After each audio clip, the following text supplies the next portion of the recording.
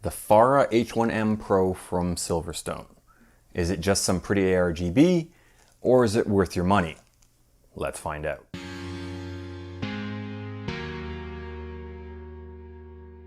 What's up everyone, Erik here and welcome to Hardware for Gamers.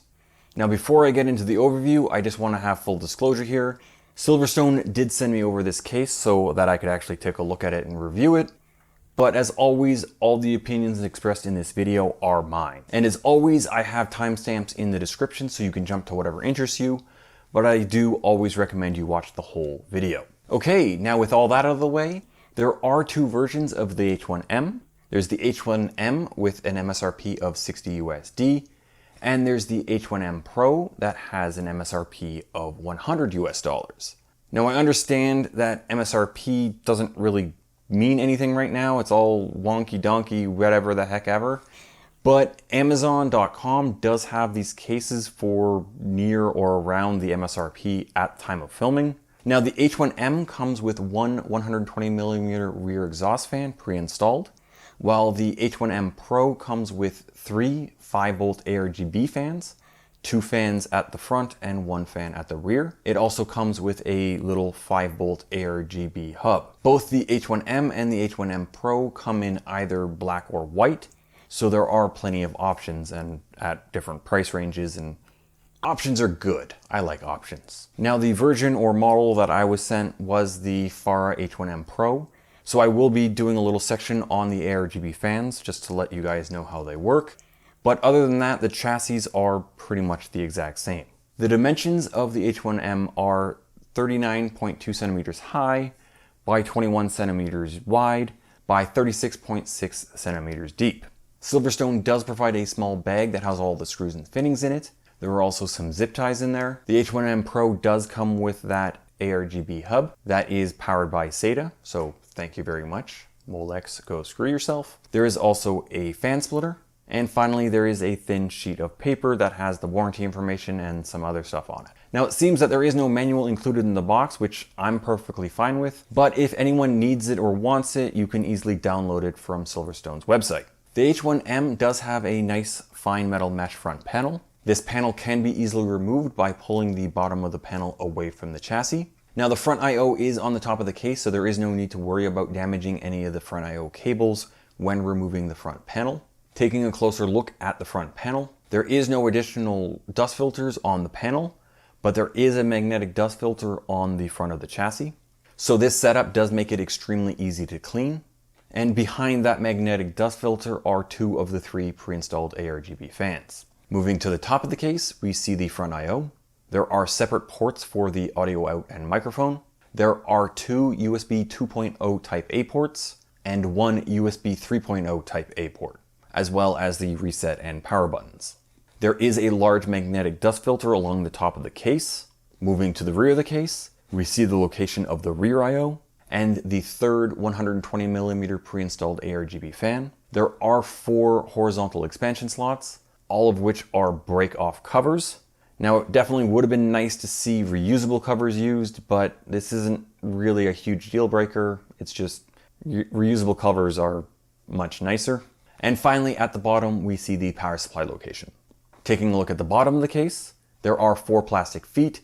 These feet give 14 millimeters of ventilation for the power supply. All these feet do have foam pads on them to help stop the case from sliding around. There is a removable dust filter for the power supply, but the only way to access this dust filter is to either tilt or to put the whole case onto its side. Moving on to the right side of the case, there is a steel side panel. To remove the right side panel, you need to undo the 2 screws at the rear of the case, then slide the panel back and lift it away. The side panel is a bent sheet of steel with some okay sized grooves in it, so it is actually quite rigid. Moving on to the left side of the case, the left side panel is tempered glass. Removing the glass panel is very similar to removing the right side panel. Undo the 2 thumb screws at the rear of the case, then slide the panel back and lift it away. This glass panel is 4mm tempered glass. There are foam strips along the top and bottom of the panel, and this is to help with sound dampening. Well, I guess that's it for the exterior of the case.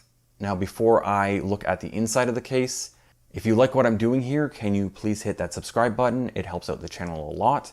And if you really want to help out the channel, I also have an Amazon Associates link. So if you click on one of the links in the description and then add an item or items to your cart and order them, the channel does get a small kickback. Okay, taking a look at the inside of the case, there is a basement, and the top of the shroud does have honeycomb ventilation holes that do match the top and rear of the case. The shroud also has 2 cutouts for running cables. Now taking a look at the motherboard tray, there are 2 cutouts along the top of the motherboard tray. These are for running the EPS cables and fan connectors, but most of your cables will be running through the 2 larger vertical cutouts at the front of the case. Now it is possible to mount 2 2.5-inch SSDs here, but doing so will block the vertical cutouts. The H1M does support mini ITX and micro ATX motherboards, with the maximum GPU length being 320 millimeters. But that will be cut down to 295 millimeters if you add fans to the front of the case, and will be cut down even more if you add a front-mounted radiator. The H1M has a max CPU cooler height of 160 millimeters. Time to take a look at the backside of the motherboard tray. There is up to 25 millimeters given behind the motherboard tray for running cables. There are also a number of cable tie-offs to help with cable management. Now taking a look at the basement, we see a 2-bay drive cage. This drive cage can hold 2 3.5-inch drives or 1 3.5-inch drive and a 2.5-inch drive. The drive cage can be easily removed by removing 2 screws on the bottom of the case and then sliding the cage towards the right side of the case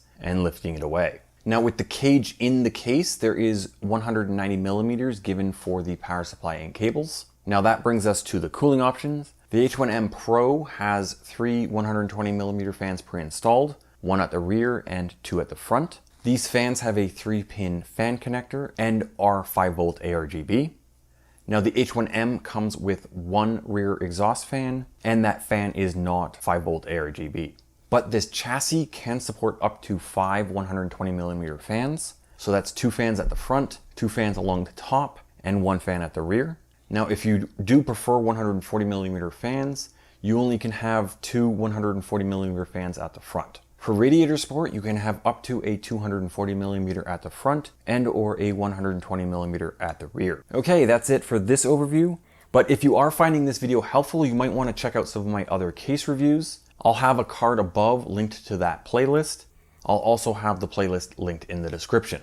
Now for my build notes, starting with the cable management, I was able to fit the non-modular power supply as well as all the cable extensions while keeping everything fairly clean looking. I had no issue getting the right panel on when I was all done. Now I did end up creating my own cable run away from the cable tie-off points. Doing this helped keep things clean and made it much easier to actually pass through the cables through the vertical cutouts. Now with all this being said, I would definitely highly recommend using a modular power supply for this case. Now as you can see, you don't necessarily need it, it's just more so to make your life easier. But yeah, if you can go with a non-modular power supply and not have a whole wad of Molex cables kind of stuffed in there, do that. The next thing I wanted to talk about was disk storage options. Now disk storage in ITX and small ATX cases is typically pretty limited, and this is a small micro ATX case. Like it's only 29.2 liters, so it is pretty small. It's not tiny, but it's small. Now the 2 SSD mounts that are located on the motherboard tray aren't really usable in my opinion anyways. And that's because everything's also just crammed together. Running the cables to these locations is unattractive at best. Not to mention that mounting the SSD straight up blocks the cutout, making cable management harder and messier. So again, in my opinion, there really is only 2 practical storage options in this case, and those are the ones in the drive cage. So if you are wanting more than 2 storage options, you might then have to rely on the M.2 options on your motherboard, or make sure that if you're building a whole new system, make sure that you have M.2 storage options or multiple M.2 storage options on your motherboard. The next thing I wanted to talk about is the ARGB fans and the ARGB hub. So these are 3-pin 5-volt LEDs. So the 4-pin 12-volt LEDs are not compatible. Just straight up, do not plug 12-volt RGBs into this thing. You will fry it and it will not be fun. Now these fans can be daisy chained together and then plugged directly into your motherboard or into the ARGB hub. This hub does have 2 3-pin 5-volt connectors, so you can actually have a light strip, a 5-volt ARGB light strip plugged in and then have it all matched together. So it is slightly expandable thanks to the point that you can actually daisy chain the fans together.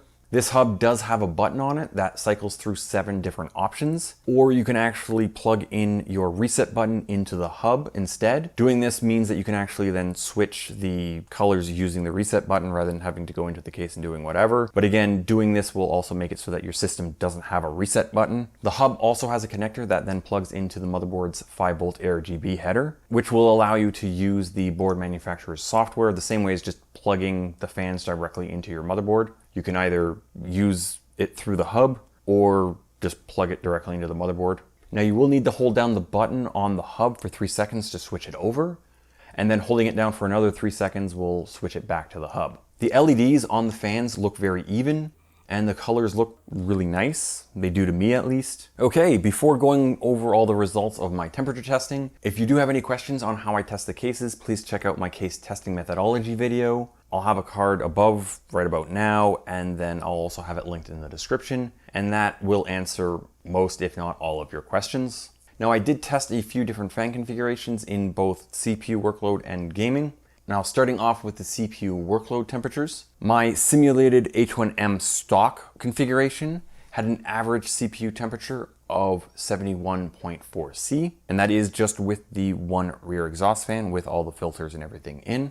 And then the H1M Pro with the stock fans running at full speed had an average CPU temperature of 69.4 C.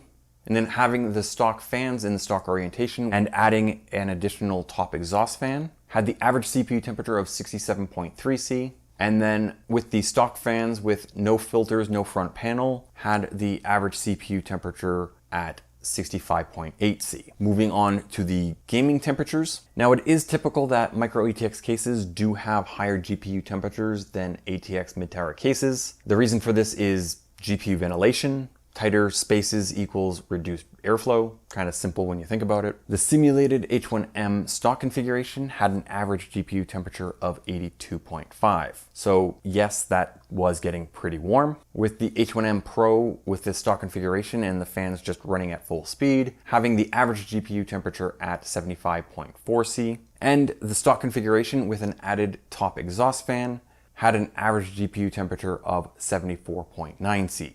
Now in the stock configuration with no front panel or filters, the average GPU temperature was 70.6 C. Now comparing the H1M Pro's stock configuration to all the other cases I've tested, looking at the sound level testing first. Now you need to understand that the H1M Pro does come with 3 fans. So when comparing a case that comes with 3 fans to a case that comes with 1, like the P300A, it's not entirely a fair comparison, but it is the stock orientation, so it is a comparison. And then when you think about it that way, it does kind of make sense where it is on the list. It's right there with the Langcool 2 mesh, which also has 3 stock fans.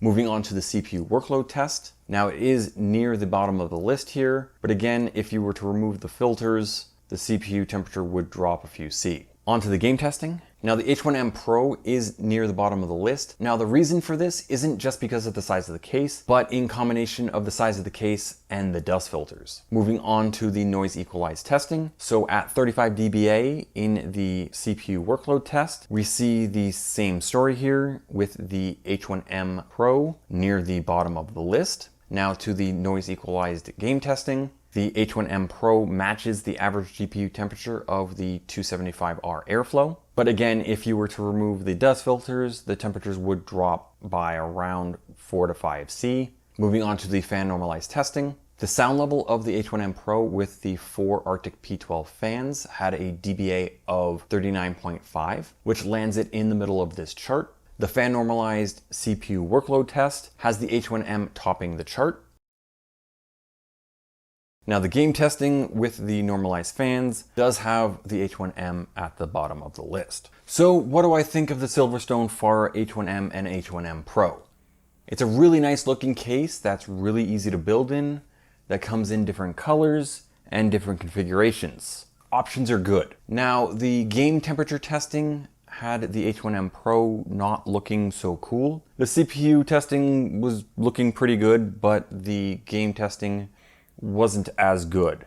It wasn't bad by any means, But I am also comparing these to mid-tower ATX airflow optimized cases. So you do have to understand that. And it's not like it was that far off. It was typically meeting or matching something there. Now the temperatures are obviously affected by the size of the case, but I think more so are affected by those filters, because those dust filters are really, really fine dust filters, which are restricting a lot of air. So if you were to remove those dust filters, the temperatures, as I show, do drop quite significantly. If I personally were to use this case, I would remove the dust filters and just have the understanding that I need to spray out the case every 6 or so months. Again, depending how dusty your area is, it could be 4 months, 8 months, 12 months. Now with my simulated H1M temperature testing, this definitely does indicate that you do need to either remove the filters or you'll need to then add additional fans, because the gaming test did get the temperatures up there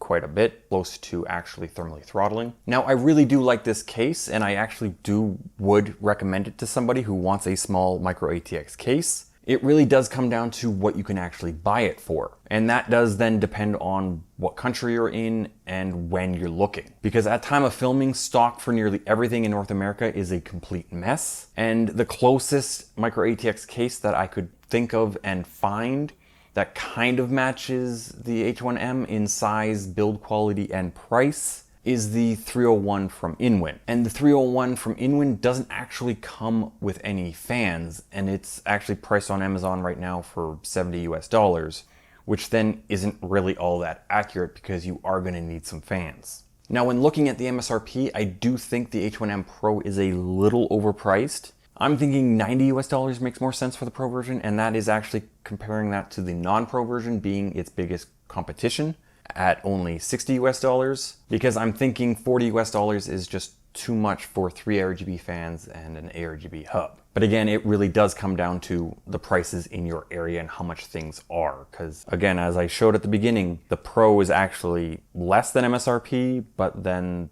the standard is more than MSRP. So things are really weird right now. Well, that's all I got for this one. If you liked the video, please give it a thumbs up. And if you're still watching, maybe think about hitting that subscriber button and the bell icon so you get notified whenever I drop a new video. Please follow me on Twitter at HFG_YT. I also have a Discord server. The link is in the description below. It is completely free to join. You can maybe check out these videos here as well. They should be fairly along the lines of what you're watching right now. And as always, thank you for watching, and see you next time.